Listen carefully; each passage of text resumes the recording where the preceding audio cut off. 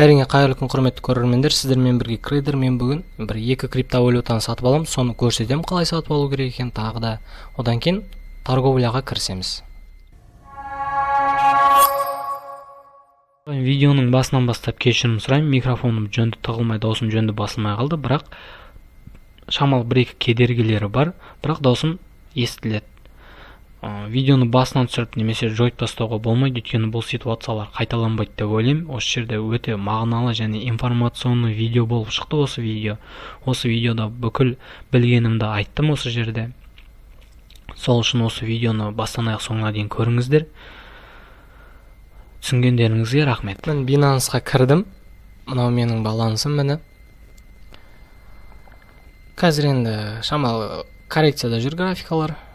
Соңғы жаңалықтарға байланысты.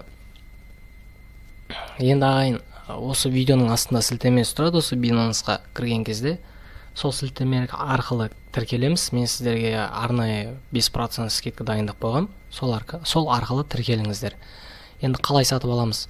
Бұған сатып алғанда бірінші регистрация жасайсыздар. Регистрация өте оңай. Регистрация через телефон жасаңыздар да болады, жаңа через почта жасасаңыз да болады. Ол жерде двухкратный аутентификацияны өтеміз. Ол аутентификацияда телефон номері мен почтаны тіркейміз. Одан кейін удостоверениенің екі бетін суретін жібереміз. Верификацияны өткен кезде Face ID өтесіздер. Face ID через телефон арқылы да өзінің QR кодын шығарып береді. Телефоныңызға Binance тартып аласыздар. Сол QR кодты сканировать етіп болғаннан кейін Face ID-ға өзі автоматически лақтырып жібереді. Сол Face ID-ді өтіп болғаннан кейін үшінші местоположениені тіркейсіздер. Соның бәрін өтіп болғаннан кейін мына жерде купить криптовалюта дегенге мишканы апарамыз. Одан кейін P2P торговляға басамыз. Басып болғаннан кейін бізге биткоин керек. Биткоинді басамыз. Биткоинді басқаннан кейін мына жерден Қазақстанның теңгесін таңдаймыз. Мына КЗТ деп тұр. КЗТ-ны басамыз.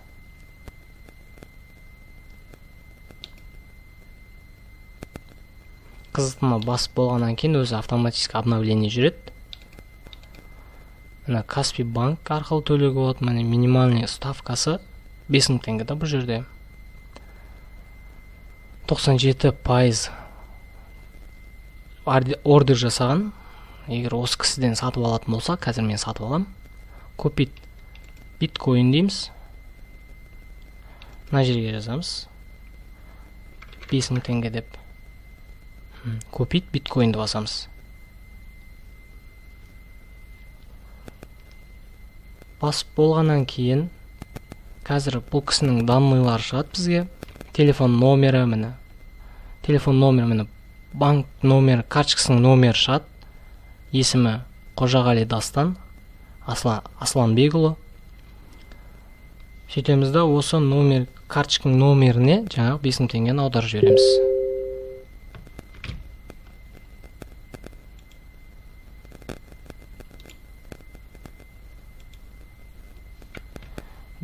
Осы номерге, осы карточканың номеріне 5000 теңгені аударып жібереміз. Переводқа кіреміз. Клиенту Каспий. Картаны жазамыз. 4400 4301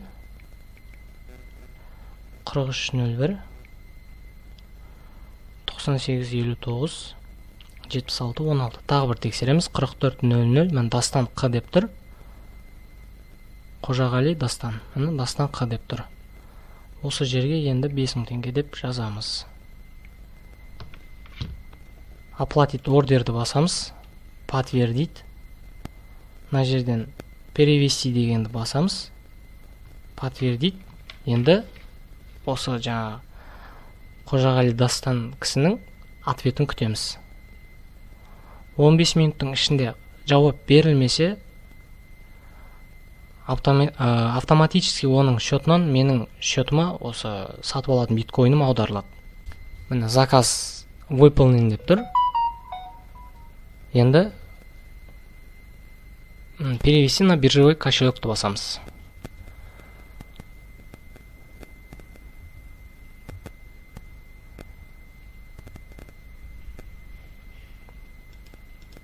мына биткоиніміз аударылған биткоин, мына переводты басамыз. P2P'дан спот кошелекқа. Мына жерде қанша бар соның бәрін жазамыз. Мына доступный сумманы жазамыз. 30 22 88 3. Подтвердить. Перейти к успешно переведено деп тұр. Перейти к торговле дегенді басамыз. Енді бұл жерде торговляға кіреміз. Классическийді басамыз. Классическийді басып болғаннан кейін осы жерден биткоин разделінен осы жерден XRP деп жазамыз. Бұл Ripple'дың несі да? Қысқа аты. XRP биткоин дегенді басамыз. Өзі автоматически не алды. Мына купитқа кіреміз. Купитқа кіргеннен кейін бұл жерде қазір мына жерде мысалы ең жаңағы ыңғайлы бағада мына жерде. Осы жерден ыңғайлы бағаны таңдап аламыз. Мысалға мен мынаны таңдадым. Осыны таңдап болғаннан кейін мына жерге жазамыз. Қанша XRP сатып алғым келеді мысалға.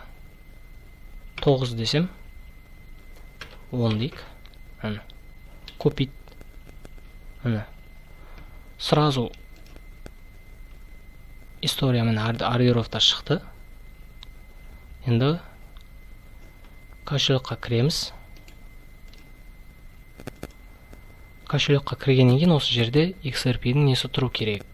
Тұрмаса әлі міне XRP-дікі шықты. Міне Ripple-дікін сатып алдым. Көріп тұрсыздар. Енді қалған VeChain деген криптовалютаны сатып алғым келіп отыр. VeChain емес, енді осы XRP-ді мысалы Ripple криптовалютасын біраз болды. Мен өзім зерттеп қарап жүргеніме. Енді келесі криптовалютаны тағы бір зерттеп барып, ойланып барып алу керек болып тұр. Осы XRP-ді сатып алдым. Қысқа нұсқа болды сіздерге қалай сатып алу керек екендігін. Енді торговляға көшеміз. Alimtrade'ге кірдім. Пополнить дегенді басамыз. Мына счетымызды пополнить, міне 2000 теңгеден бастаймын. Аз суммада. Сосын промокодты қолданам. Активировать дегенді басам. Менің сілтемем бойынша кіретін болсаңыздар, сіздерге де мен бонус дайындап қойғам. Бұл Alimtrade'ге оплатить дегенді басамыз.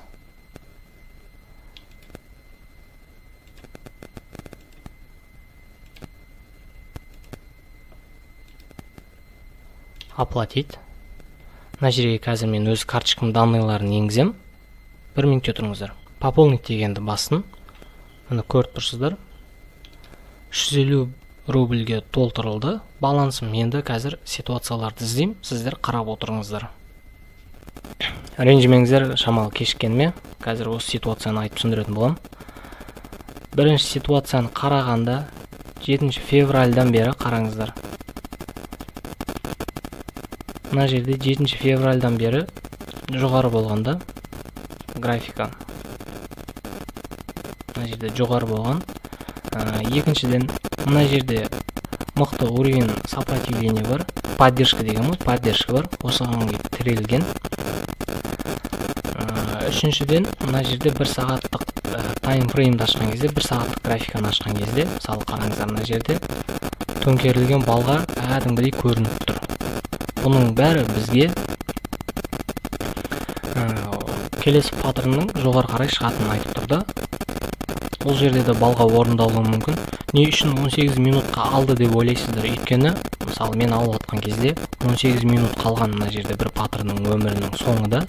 Сол үшін сондай ситуацияға кірдім.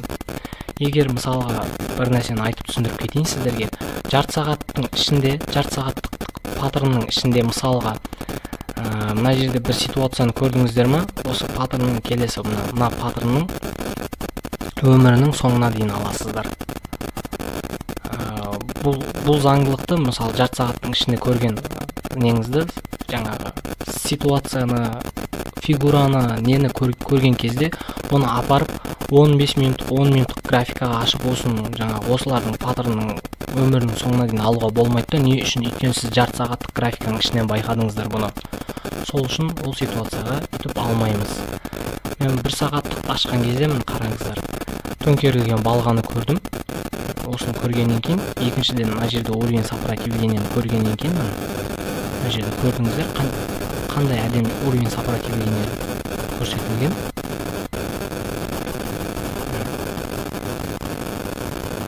Міне бір тиген, міне екінші рет тиген уровень сопротивлениеге, міне үшінші рет тиген, міне осы жерде уровень сопротивление көріп тұрсыздар. Отскок жасағанда көрдіңіздер ма? Вот осыдан енді қазір осы уровень сопротивлениеден жоғары қарай шығады деп үміттеніп отырмын. Сол үшін мен осындай ситуацияға кірдім. Жаңағы телеграмда да көрдіңіздер. Сол ситуацияны салғанымды.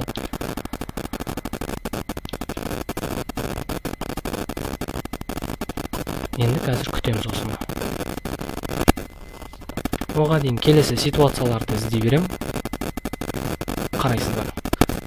Мына ағайын екінші ситуация көріп тұрмын мына жерде. 1 сағаттық таймфреймді ашқан кезде, 1 сағаттық графиканы ашқан кезде, мына жерде бірінші уровень поддержкаға кеп тірелген, уровень сопротивления да. Область. Уровень сопротивлениенің несі, коробочкасы да, былай келгенде қазір. Уровень сопротивления, уровень поддержканың коробкасы міне. Осы бір жер, осы жерден қазір отскок жасау керек. Екіншіден міне сызып қойдым, уровень мына жерде тренд болып тұр, міне көріп тұрсыздар. Міне тренд көріп тұрсыздар. Үшіншіден, қазір егер мына паттерн осындай көлеңкемен аяқталатын болса, осындай көлеңкесімен, шамал көтеріліп көлеңкесімен аяқталатын болса, значит, графика жоғары кетеді деген бізге сигналда бұл. Қазір мені көріп тұрсыздар, осындай көлеңкесімен бітетін болса, жарты сағаттық таймфреймді ашқан кезде көріп тұрсыздар, міне көлеңкесі қандай болып тұрған. Егер заодно паттерн поглощение орындалып кететін болса, тіпті керемет болады. 15 минуттық таймфреймді ашқан кезде көріп тұрсыздар, уже отскок болып жатыр, уровень трендовый линиядан отскок болып жатыр. 5 минуттық ашқан кезде мына жерде енді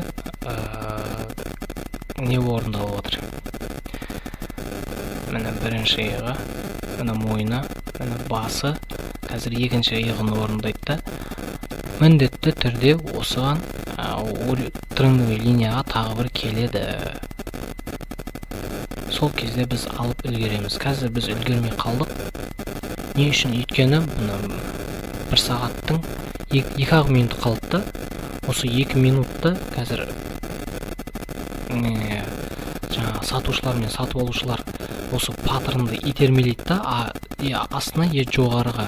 Егер сатушылар көп болса, осындай көлеңке құрап кетеді да, сатушыларға да, сатып алушыларға да сигнал қалдырып кетеді да, сатып алушылар ше, сатушыларға. Біз қазір тренд графика жоғары қарай кетеді дегенде сигнал қалдырып кетеді. Вот сол кезде сатушылар сатып алушылардың жағына өтіп кетуі мүмкін да. Соны осындай паттернның біткенін күтеміз міндетті түрде.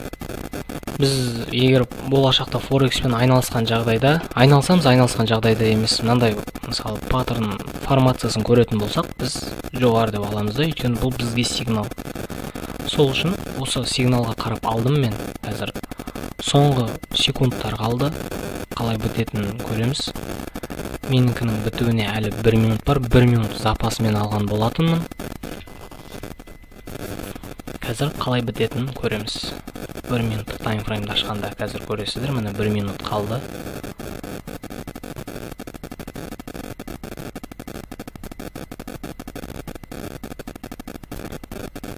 бір минут запасымен алғаным себебі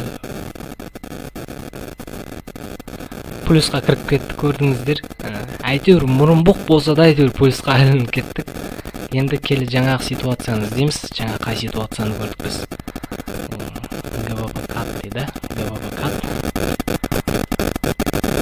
Әйтеуір мұрынбоқ болса да әйтеуір сол ситуацияға ілініп кеттік. Енді 1 сағаттықты ашамыз, 1 сағаттықта не болып жатқанын көреміз. Мына формация орындалды, көрдіңіздер. Енді бұл бізге сигнал. 5 минуттық таймфреймді ашқанда мен сіздерге жаңа айтқан. Мына жерге мойнына барып тіреледі, одан кейін коррекция жүреді. Коррекция міндетті түрде жүреді. Сол коррекцияда біз мысалы мына трендке келіп жақындайтын болса, мысалы осы жерден аламыз. 15 минуттық таймфреймді ашқан кезде мысалға қараңыздар. Көрдіңіздер, паттерн поглощение орындалған. Коррекция жасайтын болса, алдыңғы паттернның денесінің ортасына дейін коррекция жасайды. Бұл мен зерттегенім біраз болды да, коррекция, мысалы, бел ортасына дейін дедік. Мысалы, мына паттернның, қазір айтып түсіндіре салайын. Мына паттернның бел ортасына дейін коррекция жасайды да, мына паттерн. Осы жерден, мысалы, мына жерде тұр ғой, осы жерден басталды. Үстіп келеді да қазір. Жетеді да, 13-ші минут, бұл қазір 8-ші минут, 9-ші минуттарда осыға дейін коррекция жасайды, мынаның бел ортасына дейін. Осы жерге келген кезде біз аламыз жоғары деп. Бұл ситуация, міне көрдіңіздер, жаңағында айтып өткендей коррекция болып жатыр. Қазір күте тұрыңыздар. Егер мысалға мына жерде бір ситуация орындалып тұр, көріп тұрсыздар. Бека, сенің айтқан формацияң мына жерде орындалмады ғой деп ойлайтын болсаңыздар, күте тұрыңыздар 1 минут. 30 минут.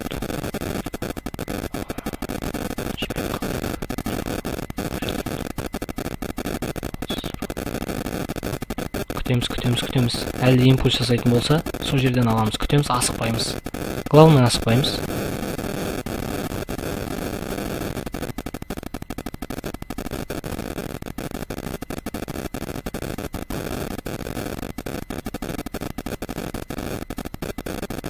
Күтеміз.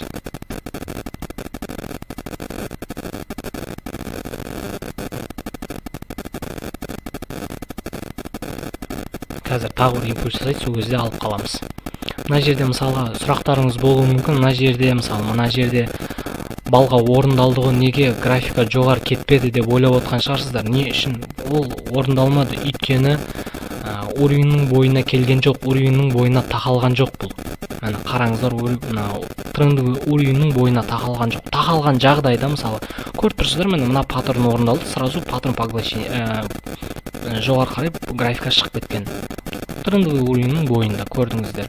Сол үшін мысалы, мына жақта орындалатын жағдайда болса, мысалға қазір мен сіздерге көрсете салайын. Мысалы, мына жерде бітті деп ойлайық, жаңағындай паттерн, балға паттерн орындалса, неге мына паттерн жоғары қарай шығып кетпейді? Өйткені бұл жерде шығатындай жол жоқ. Бұның баратын бағыты бір төмен қарай кетіп баратқаннан кейін ол паттерн балғасы орындалғанмен графика жоғары шықпайды. Не үшін ол жерде? Өйткені біріншіден трендовый уровень жоқ, сопротивление жоқ. Сондай да, уровень сопротивления, ең болмаса уровень сопротивления немесе уровень поддержка жоқ. Хотя бы біреу болғанда сол паттернның заңдылығы орындалатын еді. Мына жерде көріп тұрсыздар, міне паттерн орындалған, одан кейін заңдылығы орындалған. Қазір үлгермей қалдық. Үлгермегенде енді қазір тағы да коррекция келетін болса, сол жерден алып үлгереміз. Главное, асықпау керек. Ағайын, асықпау керек. Асықпаған арбамен қоян алады дейді. Асықпаймыз.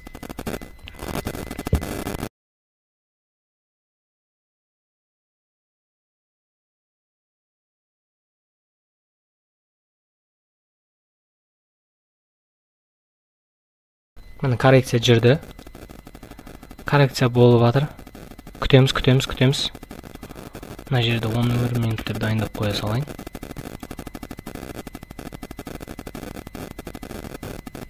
Күтеміз. Аламыз. Осы жерден алдым мен. Енді осыны Telegram группаға жіберем қазір.